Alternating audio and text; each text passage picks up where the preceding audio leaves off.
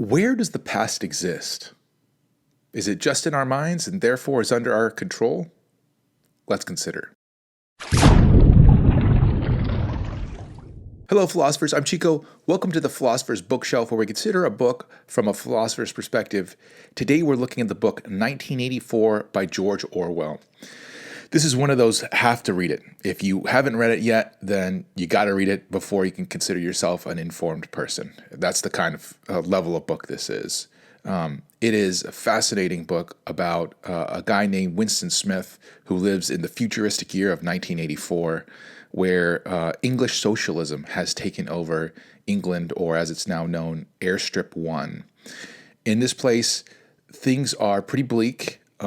There are a lot of deprivations, a lot of rationing of things. There's a perpetual state of war.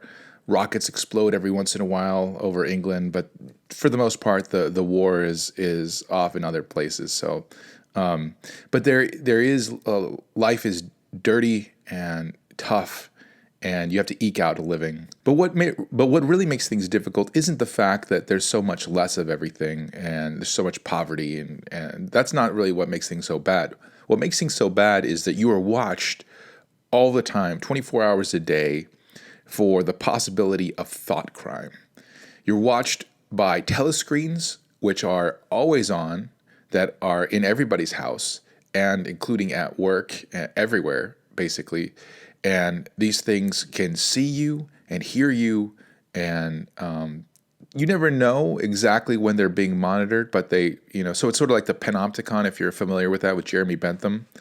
If not, then check out my video on utilitarianism. You're also being monitored by people. So children are encouraged to turn their parents in.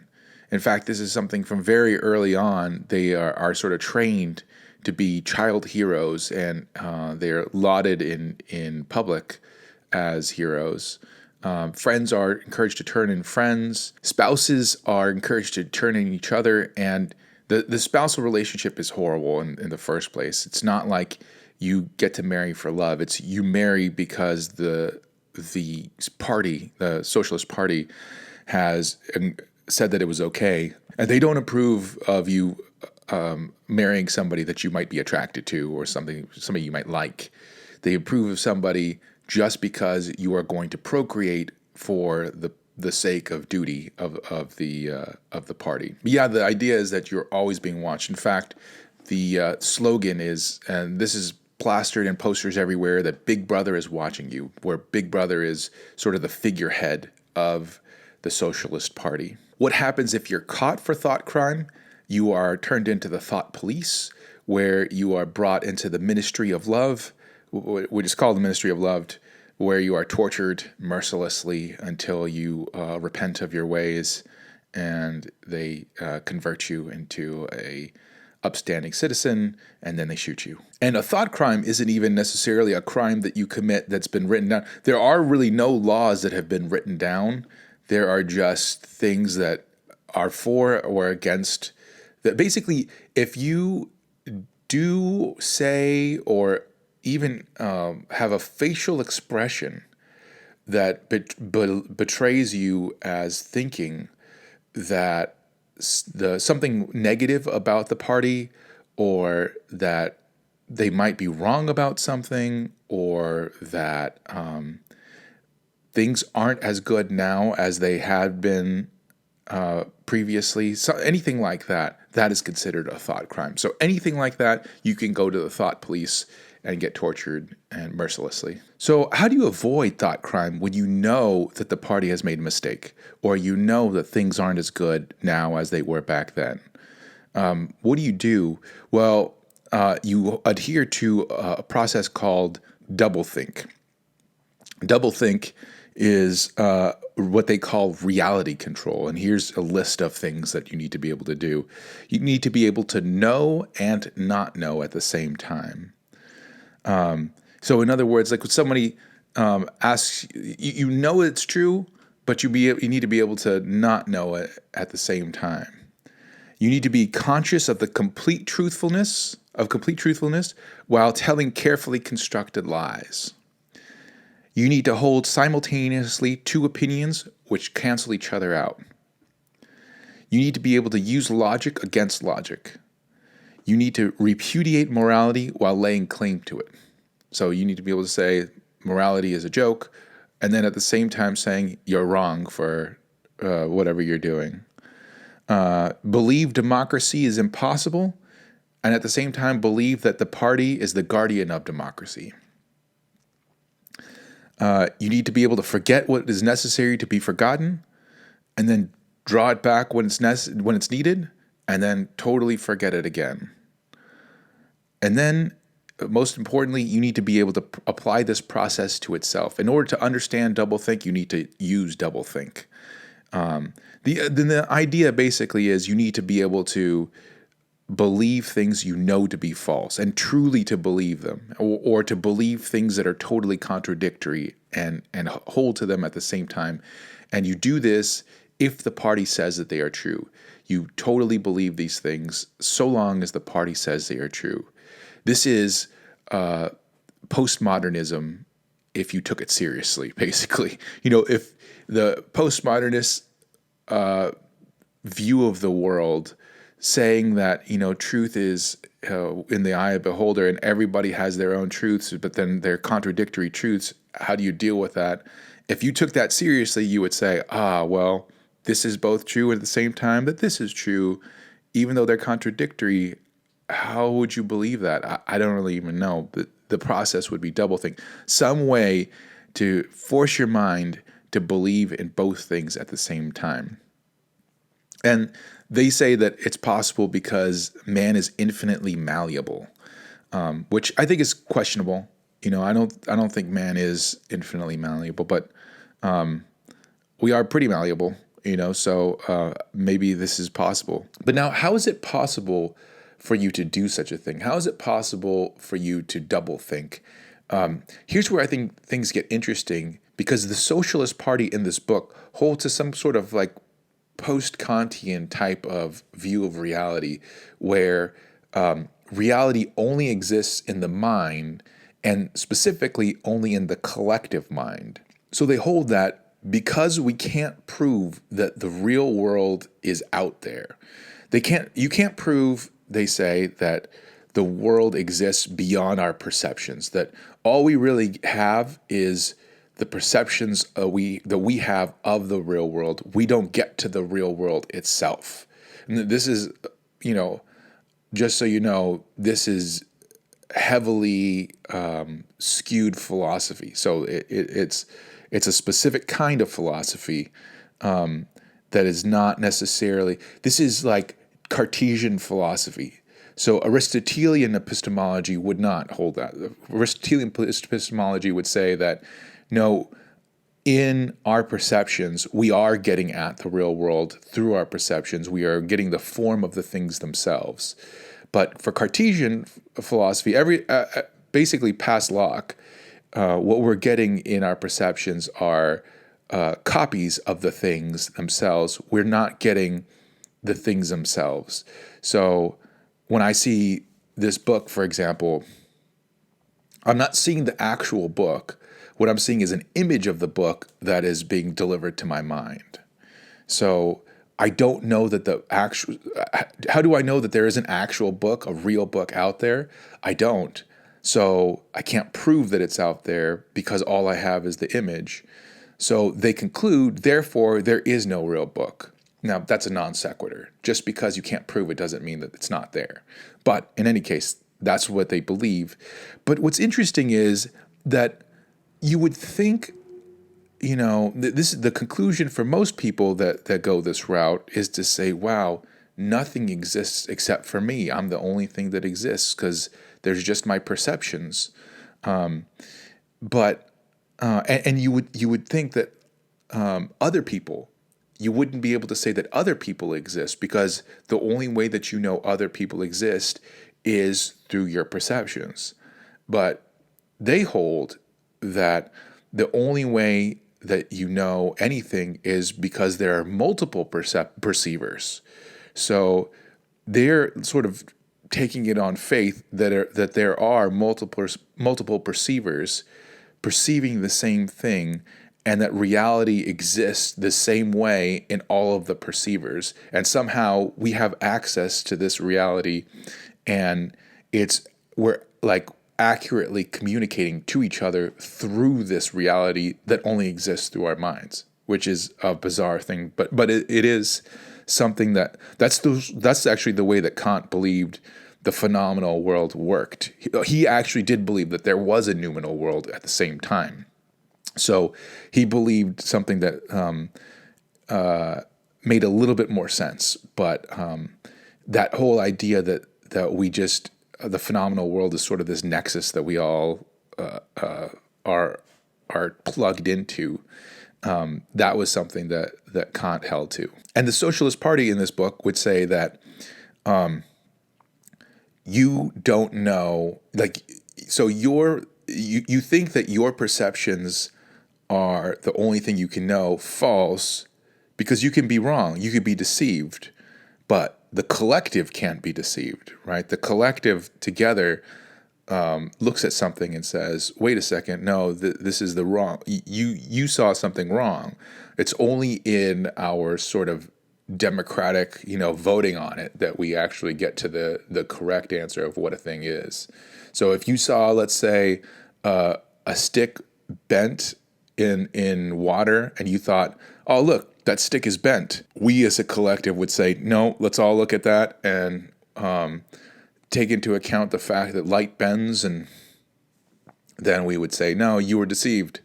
It is not a bent stick. Or if you saw a mirage in the desert and you said, look, there's an oasis out there, then we collectively would all look at it and say, wait a second, I don't think there's an oasis out there. You're being deceived. So their idea then is that the epistemology, the way you know things is only collectively. It's not individually. Not only that, they claim that individuals die, but the party does not. So the things that you know will be gone. They only exist in the mind, right? So reality only exists in the mind. And if it only existed in one mind, then that mind would die. But the party never dies. The party constantly lives on. So they say that the things that you know are known collectively and not individually. This leads to one of the more fascinating ideas in the book, something that they call a central tenet of the party, which is the mutability of the past. And there's a famous tenet, he who controls the past controls the future, he who controls the present controls the past. So what does that mean? So the party controls the past because they control all documents that refer to the past. And they're constantly destroying old documents and reprinting them with updated information of, the way they want you to think that the past happened. So if they want you to believe that we were always at war with East Asia, then they destroy everything that said that we were at war with Eurasia, and they reprint it and say that we were at war with East Asia. And they say that this is real control because the past doesn't exist. Now, this is interesting because I think it's saying that the reality only exists in the mind, and especially collectively in the mind. I don't think that makes a lot of sense. I just don't buy it. But the argument here is that the past does not exist at all.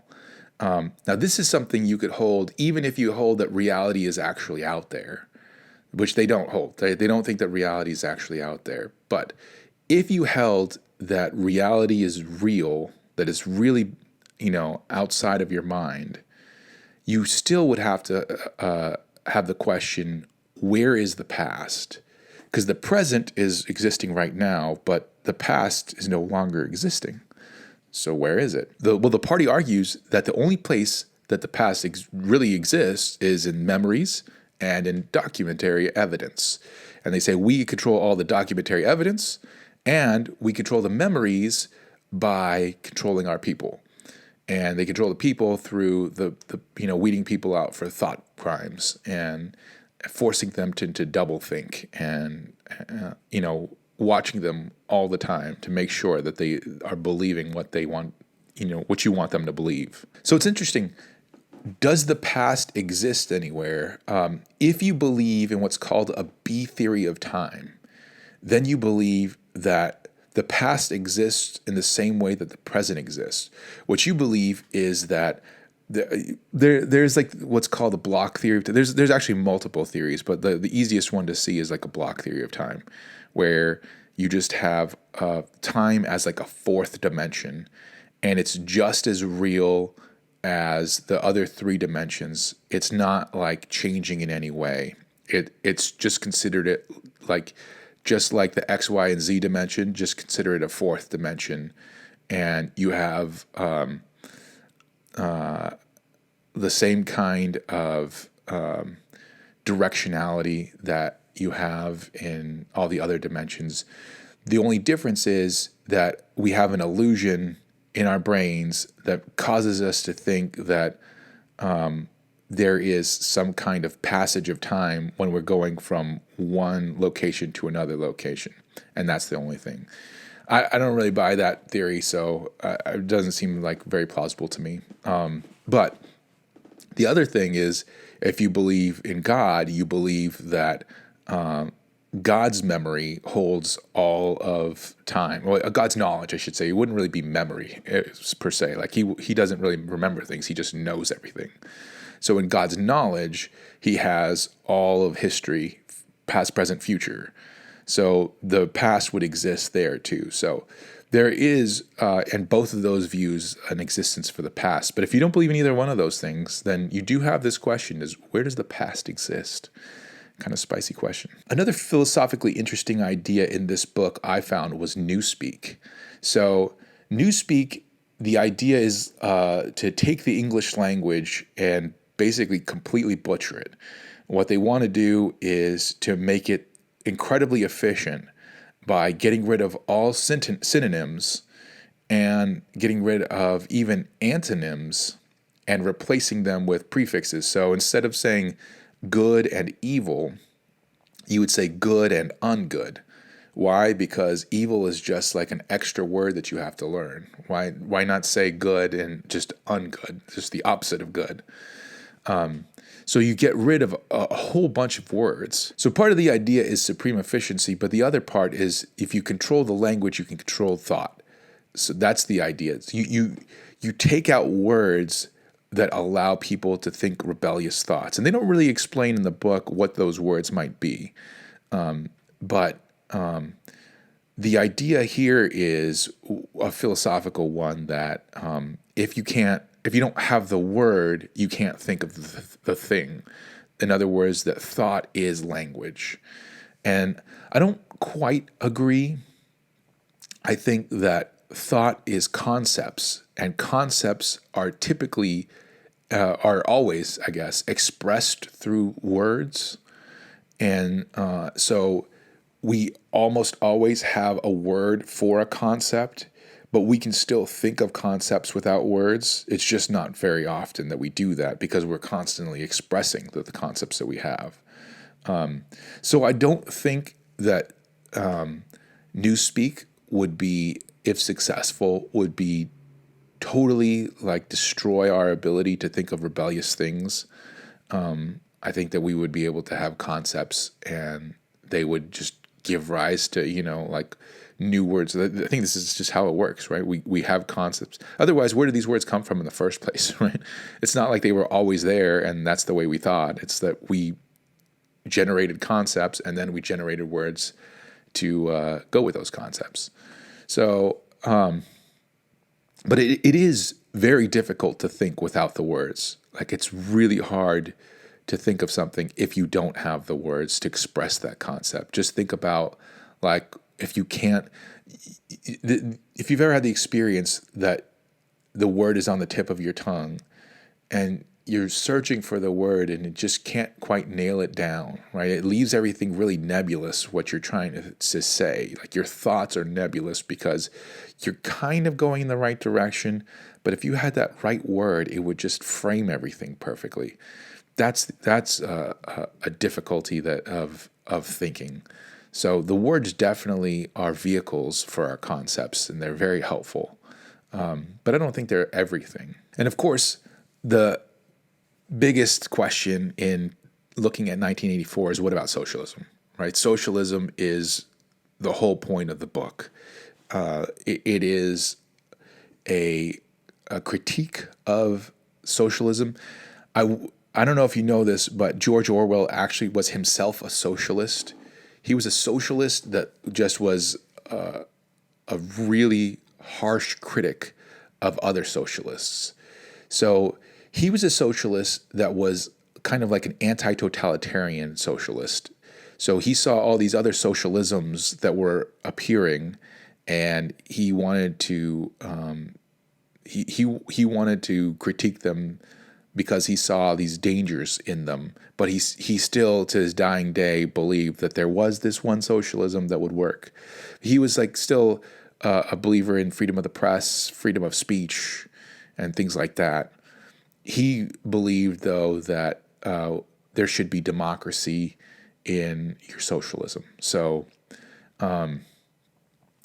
he didn't live to see stuff like Venezuela, where you have a mob of people voting in somebody who's going to go and destroy the economy, where you have redistribution is still done at gunpoint. It's just that you have it voted on this time instead of you having just a small cadre of people doing it by themselves. So he never really saw something like that. So I don't know what he would think about something like that. If he still would believe that it's possible to have socialism without having a Venezuela, even though there's even though there was democracy in Hugo Chavez and Maduro, I don't really know. So I think this book is, at the very least, a great cautionary tale at what could happen when power gets into the hands of a small cadre of people who, even if they are voted on, I think, who have all that power, and whether they are doing it for the good of the nation. In the book, they specifically say, we're not doing it for the good of everybody else. We're doing it just for the power, because we want power. But even if they are doing it just for the good of the people, just look at the kinds of extremities are possible when you limit thought crimes. And I don't know, you got to read the book and see what it's like, man, because it is wild. Anyway, that's all I have for this book. Please let me know what you think about it. I loved it. I thought it was a great book, and I will see you guys in the next review. Adios.